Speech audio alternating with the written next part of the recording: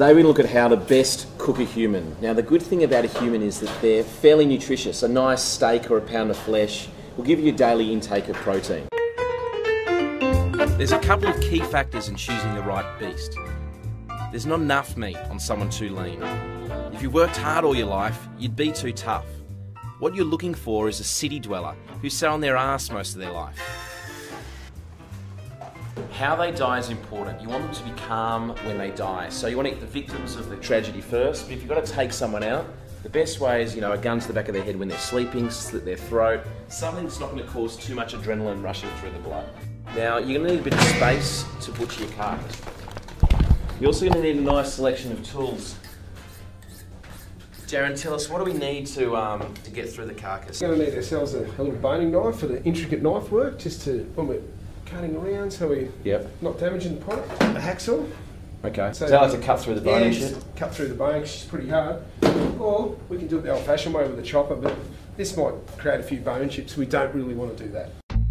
Probably the first thing we'd start on would be the spare rib, which is this part here. Yep. Okay, so that's off that side there. Yep.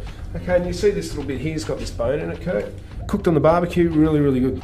We've got the forearm and the top of the arm here, stewing duck meat around here. Well, if it was me, that'd be the Sunday roast. Okay. So that's pretty good eating. Yeah, well, because I thought it'd be a bit tough because you're sitting on it all day. Yeah, well, it's not a real working muscle. It'll be great. We'll get into the good parts now. You've got your shoulder here, which is your blade, okay, in this area. This will be the backstrap or the porterhouse. That's where your porterhouse is, right? Yeah, porterhouse will be there, and that'll be your rib fillet or your Scotch fillet. And down here, this is where the eye fillet comes from. You know the eye fillet, that little tender bit? Yeah. Right, it lives inside here. Okay, that's your eye fillet there. That's a little bit of meat in there, and that's really tender because it doesn't do any work. It's a resting muscle. Soft as. Now, in a whole carcass like this, how many meals are we going to get out of it? And like a specimen like this, like he's a little bit underdone, you could do with a bit more fat on him. Yeah. But like I reckon we could probably feed, if you knew what you're doing, about 100 people. Right, so if you couldn't be asked cutting them all up and doing that sort of shit, is there any other way that we could actually eat him?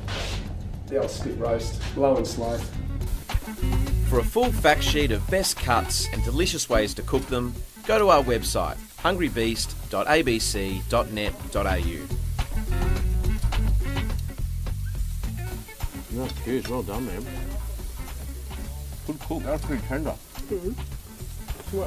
Tastes like pork a little bit.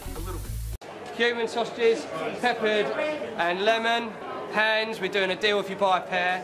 Feet, they also come as a pair, and you've got the two-face ex-wife, she's down there as well. There's anything you fancy we ain't got, tell the boss, we'll procure it.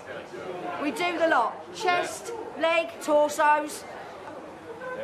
Come on, people, come in. Have a butcher's. Buttocks are good. They are.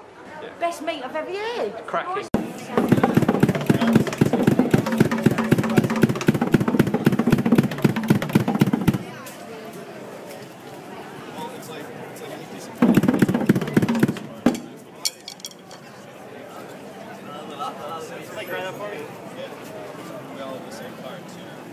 Hey, stick it near her, she'll have a shish kebab.